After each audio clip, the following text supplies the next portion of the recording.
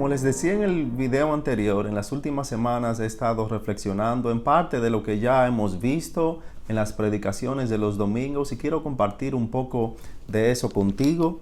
En el último video que les enviamos ya hablaba de cómo, a pesar de los tiempos oscuros que vivían Zacarías y Elizabeth, oscuros tanto porque eran los tiempos de Herodes, quien era alguien sumamente vil, y oscuros también por el panorama de corrupción dentro de la religión, dentro de aquellos que eran llamados o vistos como el pueblo de Dios, y cómo ellos se permanecieron justos delante de Dios, como dice el versículo 6 del capítulo 1 de Lucas, y andaban irreprensibles.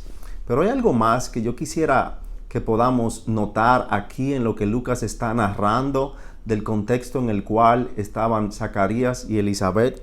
Y es que él dice en el versículo 7 que ellos no tenían hijo porque Elizabeth era estéril y ambos eran ya de edad avanzada.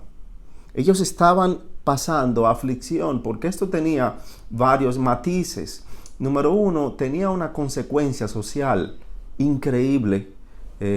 Hoy tiene cierta consecuencia social cuando una persona no puede tener hijos, porque las personas les preguntan ¿y cuándo vas a tener hijos? Y ahí puede haber cierta carga que aquella madre o padre que no puede tener hijos sienta, pero aquí es mucho mayor, porque aquí no era algo leve o superficial, sino que al matrimonio que no podía tener hijos se le condenaba o se le decía que era porque estaban recibiendo castigo del Señor, porque si, como nos dice el Salmo 127, los hijos son bendición de parte de Dios, entonces el no tenerlos era visto como una maldición.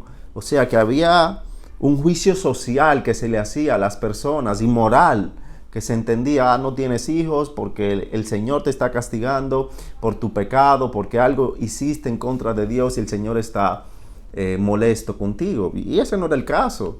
El Señor en su voluntad no había permitido que eso sucediera. Ya más adelante vemos que así va a suceder, que el Señor contesta sus oraciones, pero hasta este entonces no había sucedido.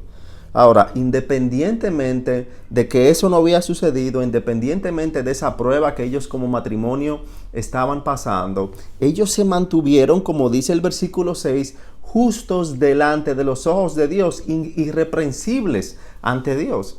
Ellos no dejaron que su situación, que su prueba, que sus circunstancias limitara su obediencia a Dios. Ellos no mantuvieron los ojos en ellos mismos, como muchas veces nosotros lo hacemos, solamente enfocados en nuestra situación, en nuestro dolor, en nuestro sufrimiento, sino que levantaron sus ojos por encima del sol e independientemente de lo que estaban atravesando, fueron fieles a Dios, no importando lo que estaban atravesando.